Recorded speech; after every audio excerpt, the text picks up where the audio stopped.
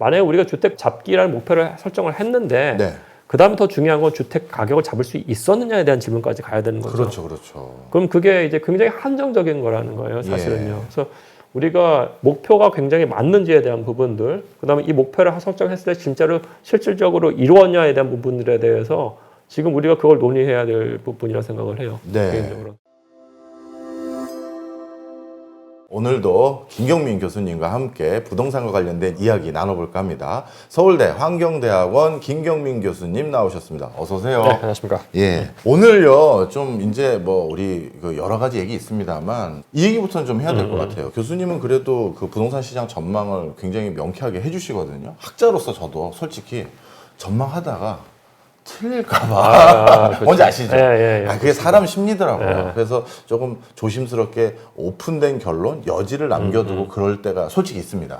그런데 저희 그 여기 사무실에 있는 책 한번 다 제가 교수님 책들 다 찾아봤어요. 제가 한번 캡처했는데 보니까 피하질 않으셨더라고요. 부제가. 네. 부제가 뭐뭐 있나 한번 봤더니요. 2023년에는 대폭락을 기회로 전환하는 법. 진짜 2023년에 집 사신 분들은 이거 대박 난 거잖아요. 그렇다고 볼 수 네. 있겠죠. 뭐 그분들에게는 축복이고 뭐 다른 분들에게는 타이밍 놓쳤다 아실 수 있지만 그리고 2024년도에는 서울 아파트 상승의 전조. 이게 여러분 2024년 중에 내신 게 아닙니다. 바로 전년에 내세요, 항상. 그러니까 2023년에는 2022년에 내신 거고요. 그리고 올해도 또 책을 얼마 전에 출간해 주셔서 저희 방송을 해 주셨고요. 그래서 어떻게 보면 시장 트렌드를 누구보다 데이터를 바탕으로 계속 점쳐 주셨고 공유해 주셨는데 오늘은 뭐 우리 아주 속되게 오르냐 떨어지느냐 이 얘기할 게 아니라요. 이런 나름대로 전망을 가지고 계셨으니까 이런 상황이라면 정부에서 이런 대안을 좀 가지고 얘기해야 되는 거 아니냐. 이런 대안에 대한 담론도 참 전문가 모임에서 많이 해주시는데 오늘은 그 얘기를 좀 여쭤보려고 합니다. 네. 특히 우리나라 부동산 관련한 정책들 요즘 몇 가지 이슈들을 제가 좀 봤는데요. 그중에 저는 눈에 띄는 게 디딤돌 주택담보대출 규제 이런 것들에 대해서도 좀 요즘 갑론을박을 좀 우리가 해야 될 것 같습니다. 일단 어떻게 보셨어요? 그러니까 사실 이게 디딤돌 주택담보대출이라는 게 뭐 상품 이름에서 볼 수 있듯이 그 약간 좀 서민들을 위한 상품이고 그리고 이제 어떻게 보면 생애 첫 주택 소유자라든지 이런 분들을 위한 아주 굉장히 스페시픽한 상품인데 저는 이런 상품 되게 좋다고 봐요. 사실은 이런 상품이 나오면은 그냥 쭉 가야 되거든요. 영속적으로 네. 뭐 10년, 20년, 100년 절대 네. 바꾸면 안 되고 왜냐하면 그래야지 사회적으로 주거 시장에서 약자니까 이분들이 봤을 때 롱텀 플랜 세워가지고 내가 이 정도 소득 모으면은 저 상품 했을 때 이 정도 돈 필요하고 저 상품을 해가지고 내가 이 정도씩 이자 낼 거야. 그 정도 내 소득에 맞아. 이렇게 되는데 지금 문제가 됐던 부분이 뭐냐면은 갑자기 그러니까 디딤돌 주택담보대출도 규제하겠다고 막 그랬거든요. 예. 왜냐면은 이제 집값이 막 오를 것 같으니까 이게 서민들을 위한 주택담보대출 상품 이거 약간 다른 것보다는 좋아요. 이 상품의 내용 자체가 LTV도 완화하고 했기 때문에 그럼 이거를 규제한다고 하니까 이미 이거를 살려고 했던 사람들은 사실은 그 한 두세 달 전부터 기다렸던 사람들이잖아요. 그렇죠. 갑자기 이거를 우리가 규제할 거야. 뭐 언제부터 하면은 이 사람들 중에서 이분들 중에서 일부는 이제 파이낸스가 꼬이기 시작할 수도 있는 거고 네네네. 계약을 다 해서 잔금 치러야 되는데 갑자기 규제 나오면은 못 치르는 거잖아요. 사실은. 그렇죠. 그러니까 이건 어마어마한 반발이 있을 수밖에 없고 예. 반발에 직면한가 또 좀 연기를 했어요 지금. 예. 근데 저는 이게 대표적인 관치부금이라고 봐요. 저는 예. 집값을 움찔움찔하니까 주택 수요를 잡기 위해서 뭔가를 했는데 저는 그것도 반대거든요. 주택 수요를 잡는 거는 것도. 근데 이게 부자들 위한 상품에 대한 규제가 들어간 게 아니고 상대적 사회적 약자를 위한 주택담보대출 규제가 들어갔다는 말이에요. 이게 굉장히 언페어한 거라고 저는 생각을 해요. 예. 저도 사실 그거에 동의합니다. 사실 저도 우리나라 부동산 정책 관련한 개편안 관련 연구에 참여했었을 때 제가 미국이나 다른 나라는 어떻게 하나 봤더니 이렇게 뭐 그냥 야 요즘 집값 올랐다며 야 이거 폐지 야 요즘 다시 반발이야 야 약간 연기하자 이런 게 아니라 미국만 하더라도요, 가장 큰 주택을 우리가 어떻게 바라보고 어떤 철학으로 우리나라의 주택 시장을 이끌어가겠습니다라는 그 철학은 1930년대 만든 주택법을 근간으로 큰 틀은 철학은 바꾼 적이 없어요. 그런데 이거는 뭐 진짜 약간의 그 시세에 따라서 정책 기조가 바뀌니 도저히 이해가 안 가요. 이런 관치 형태의 부동산 정책 아니면 금융 이런 게 외국에 있어요, 좀? 굉장히 힘들죠, 사실은요. 주택 금융 상품이라는 게 나오면 그냥 쭉 가는 거지. 네. 말씀하시는 것처럼 이렇게 막 규제로 가는 건 아니에요. 그러니까 미국 말씀하셔가지고 미국이 이제 거대한 이 트렌드가 있거든요. 네. 그러니까 첫 번째 트렌드는 미국이 맨 처음 이제 주택 금융 상품 나왔을 때 원금 균등 상환이었어요. 예. 원금 균등 상환이면 내가 처음에 굉장히 많이 내요. 예. 부담이 커요. 물론 그 안에 원금이 있습니다만 원금은 원금대로 가고 이자가 500개월 동안 계속 줄어드는 구조예요. 이제 가계대출 차원에서는 처음부터 원금을 갚아 나가니까 가계대출이 안정화될 수는 있겠죠, 사실은. 예. 근데 수요자 측면에서는 부담이 너무 크니까 이게 서민들이 주택시장에 들어갈 때 굉장히 부담이 된 거예요. 네. 그다음에 이제 어떤 일이 발생하냐면 그럼 원리금 균등 상품이 나오기 시작을 해요. 원금 균등에서 원리금 균등으로의 어떤 금융 혁신이 일어난 거고 그다음에 LTV 같은 경우에도 50년대 전만 하더라도 LTV가 굉장히 낮았어요. 그러니까 예. 강했어요. 그 규제가 사실은. 근데 그거를 천천히 풀어주면서 80%까지 가고 80%를 거의 건드리진 않아요, 사실은.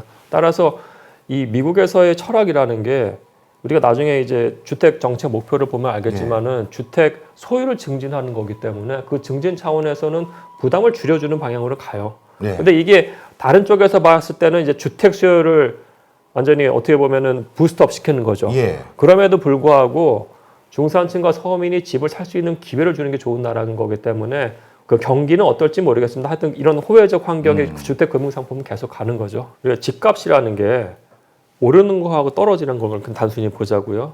집값이 오르는 국가하고 집값이 떨어지는 국가가 있다고 했을 예. 때 어느 국가가 좋은 국가냐고요. 당연히 오르는 국가가 좋은 예. 국가인 거예요. 집값이 떨어진다는 건 그 지역에 문제가 생긴다는 그럼요. 겁니다, 사실은요. 예. 예. 그럼 사실은 여기서 문제는 이제 그럼 집값이 오르는 게 인플레이션만큼 오르는 건 저는 맞다고 생각을 해요. 근데 문제는 인플레이션보다 더 많이 오르니까 본인의 소득 상승보다 자산 상승이 항상 높았잖아요, 네. 사실은. 그러니까 그 관점이 나타난다고 했을 때 이렇게 오른다고 했을 때 항상 부자들은 괜찮아요. 네. 중산층과 서민들이 집을 살 수 있는 기회가 없어지는 거. 그러니까 그걸 막아야 된다. 그래서 주택을 소유할 기회를 줘야 된다는 게 첫 번째고 그건 수요 사이드죠. 네. 공급 사이드에서 우리 주택 총량이 되게 많어. 그렇게 해서는 안 됩니다. 왜냐하면은 사람들이 소득이 올라가기 때문에 예. 신규 주택 물량이 안정적으로 계속 공급이 돼야 되는 거예요. 근데 이 두 가지 측면이 가야 되는 것이고 그리고 또 어떤 사람들은 꽉 이렇게 얘기하면 뭐 집값을 뭐 부스트업 시키려는 의도가 있냐 생각할 수도 있는데 그 비난을 제가 받는다고 하더라도 산업적 측면에서 봤을 때 이렇게 신규 주택이 올라가는 게 디벨로퍼 산업이라든지 아니면 건설업이라든지 부동산 금융업 같은 새로운 산업을 만들 수가 있거든요. 이걸 뭐 단순하게 뭐 건설적 토건적에서 매도할 대상은 저는 아니라고 생각을 해요. 네. 자본주의 국가에서 저소득층과 서민 그리고 중산층을 위한 상품이 있어야 되는 거고 그들을 위한 공급이 계속 신규 주택이 나와야 네. 되는 거고 그렇게 위해서 누군가가 공급을 해야 되는데 그게 이제 민간 사이드에서 네. 또는 일부 공공에서 해줘야 되는 부분이죠. 그러니까 이거를 자본주의 사회에서 우리가 좀 인정할 건 인정해야지 그 다음에 논의가 되는 부분이죠, 예. 사실은요. 예. 사실 그런 과정에서 저도 고민은 많이 되는 부분이 있습니다. 예를 들어서요, 미국 같은 경우는 1930년대 이후부터 이제 본격적으로는 40년대부터 집을 안정적으로 공급하기 시작했고, 그것 때문에 자가 소유율, 자가 보유율이 60% 이상대로 계속 안착을 해왔다가 글로벌 금융위기 때 잠시 차상위 소득계층까지 집을 살 수 있는 기회를 대폭 늘려줬더니 자가 보유율이 급격히 올라갔다가 지금은 다시 60%에서 65% 사이를 계속 어떻게 보면 유지하고 있는 상황입니다. 물론 저도 개인적인 욕심에 의해서는 이거보다 조금 더 많은 사람이 내 집을 장만할 수 있는 쾌적한 환경을 만들어주면 좋겠다 싶지만 그걸 인위적으로 소득이 없는 사람들까지 기회를 대고 줬다가 한번 큰 낭패를 봐서 미국에서도 좀 주저하는 면은 있어 보이긴 합니다. 그럼에도 불구하고 한때 미국의 자가 보유율은 30% 수준이었거든요. 이걸 급격히 늘리는 과정에서 미국이 절대 바꾸지 않았던 건 집값의 안정적인 상승 기조. 그렇기 때문에 많은 사람도 야, 집값 더 오를 것 같아. 나도 빨리 내 집 장만하자. 이런 마음들을 가지고 거기로 포트폴리오를 구성할 수 있도록 유도한 면도 있는 거예요. 그리고 나서 더 좋은 집들을 집을 바탕으로 또 자산이 축적되니까 나 이제 좀 돈도 있으니 더 좋은 집으로 이사 가야지 하는 니즈를 자꾸 형성하니까 미국에는 그냥 집만 있다가 아니라 좋은 집이 있는 그런 나라가 점점 돼버린 것이 있거든요. 그런데 만약에 교수님 지금처럼 우리 정부가 집값을 잡기 위한 부동산 정책 여기로 일괄되게 되면 나중에 무슨 문제가 생기는 거예요? 첫 번째는 이제 집값을 잡는다는 거를 인식을 하는 순간 이건 관치금융이 그냥 들어가는 거죠. 네. 그러니까 작년부터죠. 2023년에는 가격이 굉장히 떨어졌으니까 특례보금자리로 나오면서 수요를 부스트업 시켰어요. 예. 그죠? 근데 지금은 집값이 꿈틀하니까 위에서 누르려고 하고 있는 거고 예. 이게 누르려고 하는 게 지금 디딤돌 그 주담대뿐만 아니고 한 달 전만 하더라도 주택담보대출 죽일 거야 그러더니 모든 신용은행들이 바짝 긴장했잖아요. 예. 알아서 대출금리 올리고 이게 결국은 관치금융이라는 게 이 인더스트리에 있는 사람들의 어떤 이 행위 자체를 굉장히 왜곡시켜요 결국에는요. 네. 이거 사실 별개의 문제면 이게 PF에 나타나거든요. 예. PF에서 지금 20개월 동안 계속 잡았어요. 그러니까 PF를 연장시켰단 말이에요. 매일 보고해, 매일 보고해 이러니까 금융권에서 이제 이게 굉장히 PF만 들어도 제대로 뭔가를 안 하는 거예요. 액션 자체를. 네. 그러니까 왜곡되기 시작을 하는 거라고요. 네. 그렇게 된다면 부동산 산업이 더 안 좋은 거기 때문에 이 관치금융의 폐해라는 게 있는 거고 두 번째는 집값 잡기의 논리로 간다고 했을 때 예를 들어서 이런 거예요. 예전에도 말씀드렸지만 강남은 맨 처음에 개발을 했을 때 소셜 믹스를 기반으로 개발을 한 거거든요. 개포동이라든지 잠실 이런 데는 5층짜리 주공 아파트 많았잖아요. 예. 그거부터 해서 압구정동에 있는 아파트들 뭐 6, 70평대 있었고 역삼동에서도 개나리 아파트 63평도 있었기 예. 때문에 다양한 사는 사람이 동네가 됐었는데 이게 집값을 잡아야 된다고 하는 명목이 딱 쓰니까 모든 주택들이 공급되는 게 다 중산층 이상을 위한 아파트만 공급되는 거죠. 네. 결국은 이게 다 개토화시키는 거예요. 사실은요. 개토화시키는 거라고요. 네. 예, 그래서 이게 많은 사이드 이펙트를 일으킨다고 저는 봐요. 그리고 만약에 우리가 주택 잡기라는 목표를 설정을 했는데 네. 그다음에 더 중요한 건 주택 가격을 잡을 수 있었느냐에 대한 질문까지 가야 되는 거죠. 그렇죠, 그렇죠. 그럼 그게 이제 굉장히 한정적인 거라는 거예요. 사실은요. 예. 그래서 우리가 목표가 굉장히 맞는지에 대한 부분들, 그다음에 이 목표를 설정했을 때 진짜로 실질적으로 이루었냐에 대한 부분들에 대해서 지금 우리가 그걸 논의해야 될 부분이라 생각을 해요. 네. 개인적으로. 정책을 조금 이제 저희가 구분해서 살펴보려고 하는데요. 부동산이 하락했었을 시기 또는 부동산이 상승했었을 시기에 수요를 관리하는 정책과 공급을 관리하는 정책들이 있었을 텐데 우리 시기별로 각각 어땠습니까? 좀 설명 좀 해주세요. 예, 그러니까 이게 2x2 매트릭스가 될 것 같아요. 말씀하신 것처럼. 부동산이 하락하는 시기가 있고 상승하는 시기가 있죠. 네. 그 다음에 거기에 대해서 수요 측면에서의 규제 정책이 있고 공급 측면에서의 정책이 있을 수 있을 네. 것 같아요. 근데 이제 그러면 첫 번째는 부동산이 하락을 했을 때의 수요 정책이라는 거는 우리가 네. 2023년에 본 거죠. 예. 가격이 빨리 떨어지니까 집값 수요를 증장시키기 위해서 1년짜리 특례보금자리로 나오면서 굉장히 LTV도 80%까지 해줘. 그다음에 이자율도 시장이 낮춰주고 그럼 사람들이 들어가는 거죠. 예. 이때는 작동을 해요. 즉 예. 가격이 떨어졌을 때 수요 정책, 그러니까 규제 완화책이라는 건 작동을 충분히 하는 걸 우리는 확인을 했을 수 있을 예. 것 같아요. 근데 이제 수요가 가격이 하락이 떨어졌을 때는 공급 정책이라는 건 없는 거죠, 사실은. 그렇네요. 예, 그때는 공급을 하면 안 되는 거죠. 네. 그리고 뭐 부실 수도 없잖아요, 네. 아파트를. 그러니까 그때는 없는 것이고. 그러면 이제 가격이 상승한다고 했을 때 과연 수요 정책하고 이제 공급 정책이 작동을 하느냐? 네. 그거 보면은 가격이 상승했을 때가 우리가 불과 뭐 4, 5년 전이잖아요. 문재인 정권 때 그렇게 많이 가격이 폭등했잖아요. 네. 그때 수요를 잡기 위한 정책들 계속 나오고 세제 강화하던 정책들 계속 나왔어요. 근데 그게 잡혔냐고요, 그때.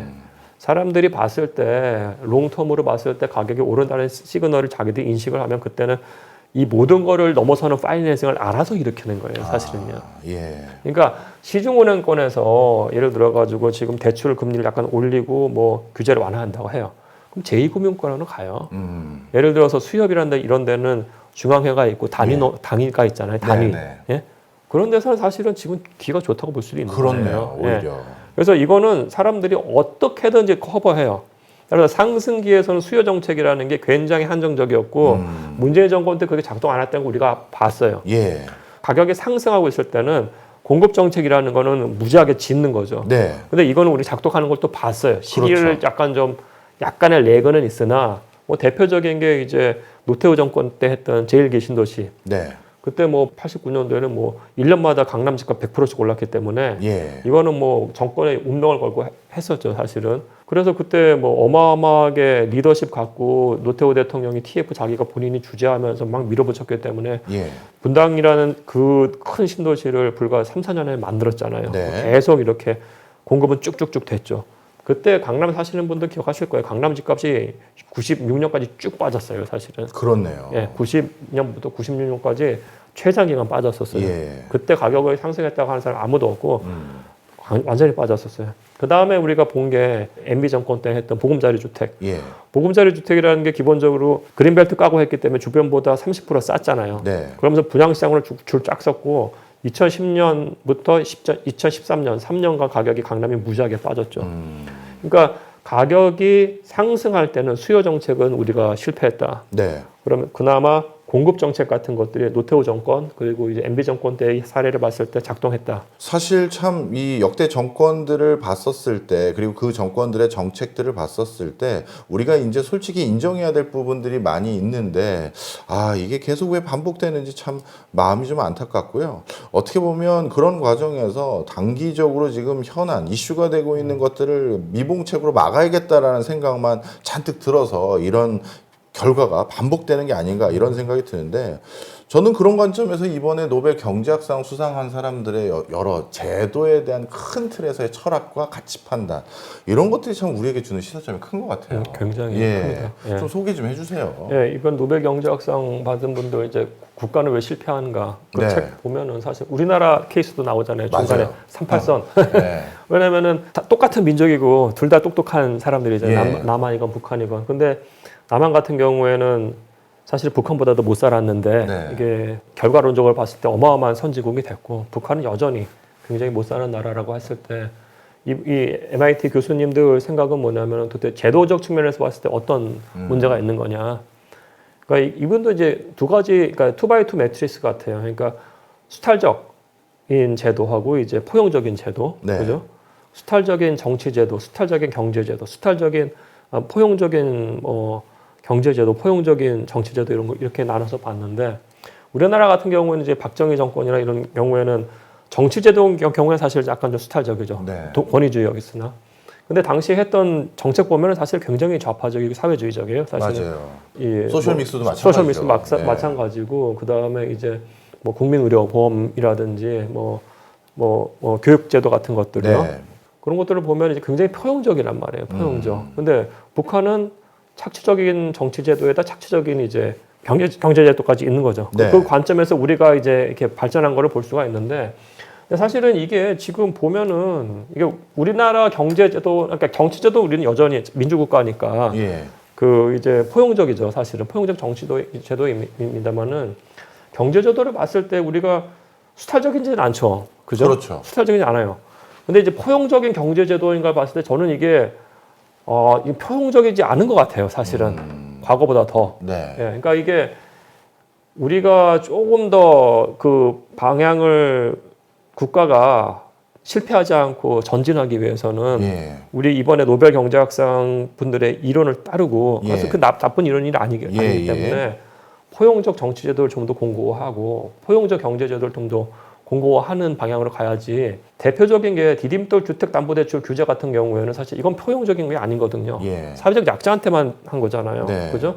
우리가 만약 포용적이라고 하면은 제대로 된 그 정책 지도자라고 하면은 예전에 말씀드렸을 것 같은데 미국 같은 경우에는 주택이 고가 주택은 그 리스키 어셋이에요. 위험도가 높아요. 예. 그럼 고가 주택을 우리가 주택담보대출을 받는다고 했을 때 미국에서 프라임 몰기지를 받는 게 아니에요. 네. 전보 몰기지라고 완전 다른 거예요. 전보 몰기지는 프라임 몰기지보다 한 10년 전에는 300bps가 높았어요. 예. 그러니까 어마어마하게 비싼 겁니다. 그러니까 프라임이 4%이면은 전보 몰기지 이자가 7%예요. 예. 그럼 우리도 지금 주택 수요 잡고 싶다고 하면은 위험성을 기반으로 해서 서울에서 상위 20% 레벨에 있는 분포의 상위 레벨 정도의 주택에 대해서는 지금부터 전보 모기지처럼 페널티 스프레드 부과하겠다. 그러면은 괜찮은 거죠. 사실은요. 전 국민에게 뭐 일종의 스트레스 DSR 적용하는 그런 방식이 아니라 아니죠. 예. 프리미엄 주택을 사겠다는 부유층들에게만 그렇게 해라. 그렇죠. 부유층이 아니고 그 주택 유형에 대한 유형에 유형에 따라서. 대해서. 그렇죠. 왜냐면은 이게 우리가 리스크라는 게 담보 대출 받는 사람들의 리스크를 나름대로 측정을 하는 거예요. 네. 그죠? 왜냐면 그 사람이 망가지는 경우에 주택까지 망가져서 금융권까지 망가지는 걸 막기 위해서 네. DSR을 강화를 시킨 거라고요. 예. 사람에 대해서 강화를 시키는 건데 그럴 경우에는 약자가 손해를 봐요. 예. 근데 우리가 왜 주택 유형에 대해서 리스크 체크를 안 하냐고요. 네, 네. 외국은 사실 미국 같은 경우는 사실은 이 맨하탄에 있는 100억, 200억짜리 맨션들은 완전 위험주택인 거예요. 우리도 마찬가지로 그런 위험주택에 대해서는 스프레드 붙여가지고 주택담보대출 이자 더 높여버려야 돼요. 그러니까 그런 걸 안 하면서 왜 이런 식으로 가는 거냐고요, 사실은. 절대 포용적이지 않은 겁니다, 우리가. 너무 좋은 제도인데요. 말씀 주신 것처럼 그냥 디딤돌 주택담보대출 뭐 없앤다, 다시 연기한다 이런 거 할 게 아니라 지금 가장 큰 문제가 되고 있는 프리미엄 주택들에 대해서 관리를 해야지. 왜 서민들이 집 살 기회까지 막을 필요는 없는 것 같은데 이런 부분도 참 많은 부분 오늘 저도 다시 한번 느끼게 됩니다. 여러분들 오해하지 마세요. 저도 마찬가지고요. 집값 폭등해서 좋은 사람 아무도 없습니다. 나중에 자식들 시집장가 간다고 했었을 때 아빠로서 집 사줘야 되는데 이렇게 올려지면 야 이건 뭐 내 집 팔아서 제 집 사주고 끝나는 거예요. 진짜 여러분 오해하시면 안 되고요. 저것들 집 있으니까 저러나 보다 그렇게 생각하지 않으셨으면 좋겠고요. 그러니 내가 살 수 있는 안정적인 주택 구입 방법을 내놔 주십시오라고 하는 게 맞는 거지. 어떻게든 지금 집 살 사람들 다 막아봐요. 그래야 집값이 안 오르지. 이 방법은 이제는 정말 이건 안 통한다는 걸 다 이해하고 그 다음을 나가는 게 맞는 거 아닌가 싶습니다. 그런 관점에서 저는 오늘 교수님께서 말씀 주셨던 차등 적용을 좀 해봐라. 물건에 대해서 이것도 굉장히 중요한 시사점인 것 같네요. 예. 오늘 뭐 끝으로 조금 더 말씀해 주실 거 있으면 첨언해 주시죠. 2008년 그 위기 말씀하셔가지고 사실은 제가 그때 미국에서 업계에서 일하고 있었어요. 그래서 제가 2006년부터 2009년 서울대 오기 전까지 그 상업용 부동산 리서치 회사에 있어가지고 진짜 미국이 박살나는 걸 거기서 봤어요. 우리 회사 그 클라이언트들이 막 골드만삭스 막 이래가지고 한 팀 날라가고 왜 전화 받는데 전화를 안 받네요. 웃을 상황은 아닙니다만은 제가 봤을 때 여러 가지 이유가 있습니다만 한국 분들이 약간 못 놓치는 것 중에 하나 두 개가 이게 그 금융 상품이 너무너무 복잡했어요. 많은 사람들 아실 텐데 우리가 금융을 번들로 그 모기지를 다 주택들이 있으면 그걸 번들을 다 묶은 다음에 그 트렌칭이라고 하거든요. 이렇게 잘라요. 이렇게 잘라가지고 또 상품 만들어서 팔고 그 다음에 얘네들이 묶은 다음에 또 이렇게 잘라요. 그러니까 빅쇼트 보면은 이 펀드에 있는 언더라인 에셋이 뭔지를 몰라요. 모르죠, 맞아요. 그죠? 그런 복잡한 부분들에 대한 지나친 부분들. 그 다음에 두 번째는 뭐냐면은 사실 저는 약간 그때 이거 약간 좀 이상하다는 생각을 했었는데 그게 뭐냐면은 2008년 초에 컨트리 와이드라는 회사가 있어요. 그 회사는 뭐 하는 회사냐면은 예를 들어서 이겁니다. 제가 이제 집을 사는 사람이고 그 박 교수님이 이제 뱅크 오브 아메리카 주택담보대출 심사해서 그러니까 이슈해 주는 사람이에요. 그러면 여러 사람들이 막 놀 거 아니에요. 그러면은 뱅크 오브 아메리카가 다 심사를 하지 않아요. 그 중간에 컨트리 와이드 이런 회사들이 있어요. 얘한테 시켜요. 야, 너 가가지고 나 바쁘니까 김경민하고 이런 사람들 지금 주택담보대출 심사에 대해서 체크 좀 해봐. 그럼 여기서 모랄 해저드가 강력하게 발생했어요. 얘네들의 비즈니스 모델이 뭐냐면 fee-based예요. 하나라도 돼야 되는 거예요. 건 바이 건이군요. 건 바이 건이에요. 그래서 여기서 저에 대해서 그 굉장히 크레딧도 없는 사람에도 불구하고 막 준 거예요. 그래서 근데 얘가 부도가는 게 되게 이상한 거였어요, 사실은. 근데 그러니까 이건 완전 모럴 해저드인 케이스죠. 근데 여기서 아까 말씀하신 건 중요한 건 뭐냐면은 이렇게 강력한 전 세계가 망가지는 부분이었는데 그러면은 호혜적인 환경이라는 있을 수가 없는 거잖아요. LTV 80%의 상황에서 야 이거 큰일 나겠다. 가계대출 잡아야지. LTV 60% 낮춰야겠다. 그 생각을 할 수도 있잖아요. 전혀 그렇지 않다는 거예요. 전혀 그렇지 않다는 거. 여전히 LTV 80%고 미국에서 집값이 더 오르니까 예전번에 말씀드린 거죠. LTV 99% 상품도 있는 겁니다. 그래서 우리가 이 주택 금융 상품에 대해서는 좀 안정적인 금융 상품이 나와야 되는 것이지 왔다 갔다 하면 결국은 서민만 피해를 본다는 걸 네. 우리가 다 같이 인식했으면 좋겠어요. 네. 오늘 저에게도 참 많은 레슨이 되고, 그리고 제가 놓쳤던 부분까지 알 수 있는 좋은 기회가 됐던 것 같은데요. 혹시 조금 뭐 듣기에 뭐 여러 가지 가치 판단이 또 우리랑 다를 수 있는 분들 있을 수 있습니다. 너무 좀, 뭐 나쁜 의도로 듣지 않아 주셨으면 좋겠고요. 그래도 이쪽 분야에서 가장 권위자인 분도 또 미국에서 또 현지에서 필드에서 직접 일도 해보신 분의 얘기고, 저도 정부 쪽에서 정책 계속 위반했던데 기초 자료 만든 일을 했던 사람으로서 그냥 저희들이 생각하기엔 이제는 좀 허심탄회하게 얘기할 시점이 아닌가 해서 맞습니다. 이렇게 맞습니다. 말씀드립니다. 다음에는 조금 더 유쾌한 얘기 가지고 찾아뵐 수 있도록 해보겠습니다. 고맙습니다. 네, 감사합니다.